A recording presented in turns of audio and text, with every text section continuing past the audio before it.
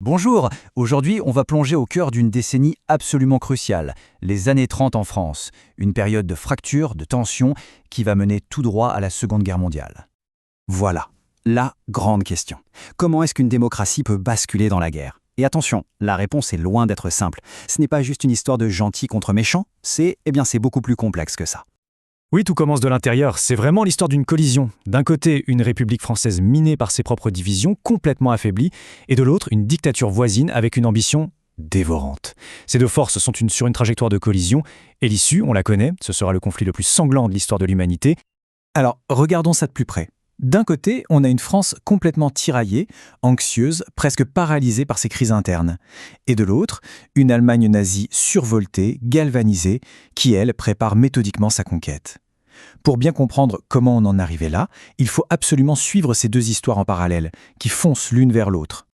Allez, commençons par la France. Parce qu'avant même de parler de la menace extérieure, il faut bien comprendre que la République française, elle était déjà malade.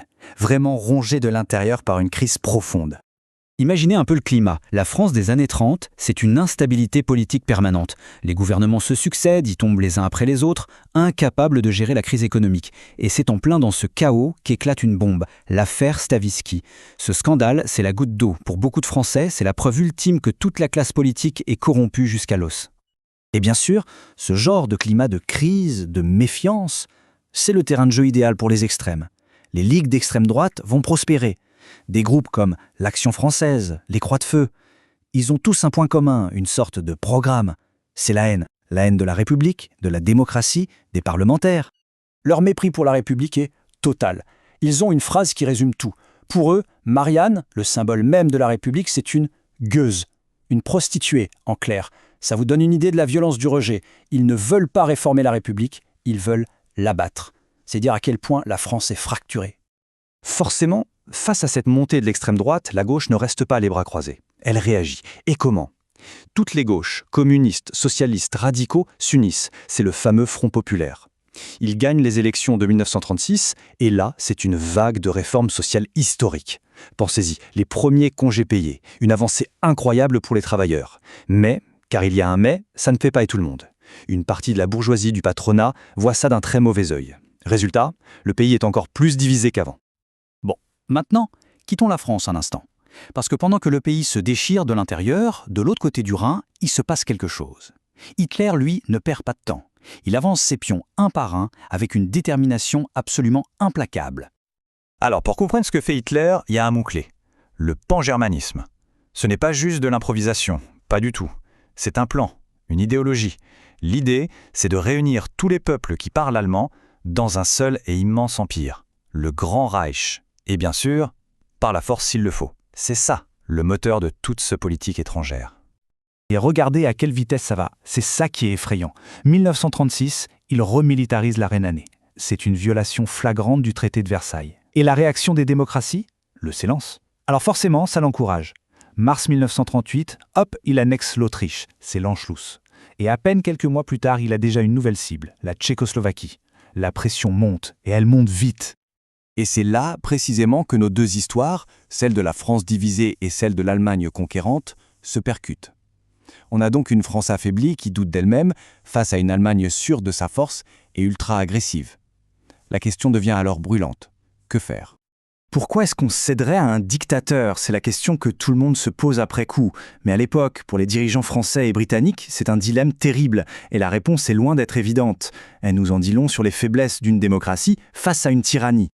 En gros, il y a deux raisons. La première, c'est le souvenir de 14-18, un traumatisme absolu. Personne, mais alors personne en France ne veut revivre ça. L'opinion publique est massivement pacifiste. La deuxième raison, c'est le pragmatisme. Les dirigeants de l'époque, comme Daladier en France, ne sont pas des idiots. Ils savent très bien que leurs armées ne sont pas prêtes.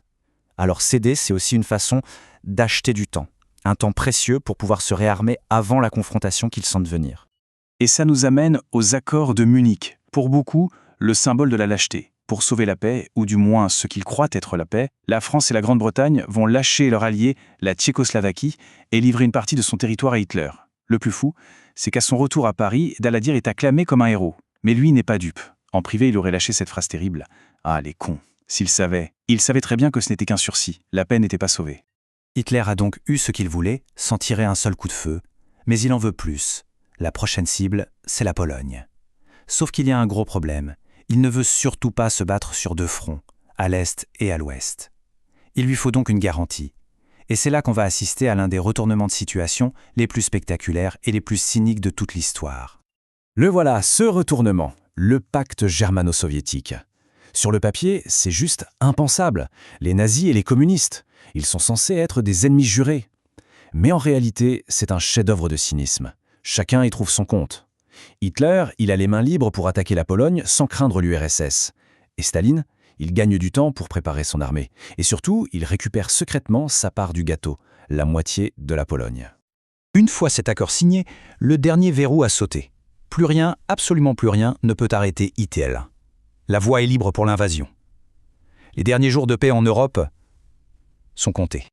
Et ça ne traîne pas. 1er septembre 1939, l'Allemagne déferle sur la Pologne. Le pacte a fonctionné à la perfection. C'est le début de l'invasion. Cette fois, c'est sûr, le point de non-retour est franchi. Cette fois, c'en est trop. Fini l'apaisement. La France et le Royaume-Uni tiennent leurs promesses faites à la Pologne. Le 3 septembre, ils déclarent la guerre à l'Allemagne. La Seconde Guerre mondiale vient officiellement de commencer. Sauf que la France qui entre en guerre en 1939 n'a plus rien à voir avec celle de 1914. Elle est épuisée. Épuisée démographiquement, moralement. Il y a une phrase du démographe Alfred Sauvy qui dit tout, elle est terrible. Dans les familles françaises, il y a plus de cercueils que de berceaux.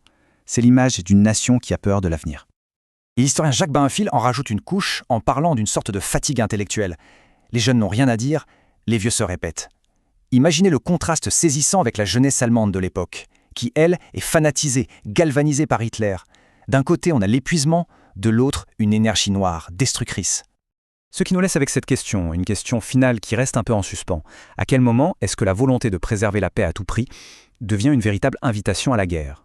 C'est toute la leçon, complexe et douloureuse des années 30. Une leçon sur la fragilité de la paix et sur le danger mortel de la désunion face à la tyrannie. Et cette leçon, elle n'a peut-être jamais été aussi pertinente qu'aujourd'hui.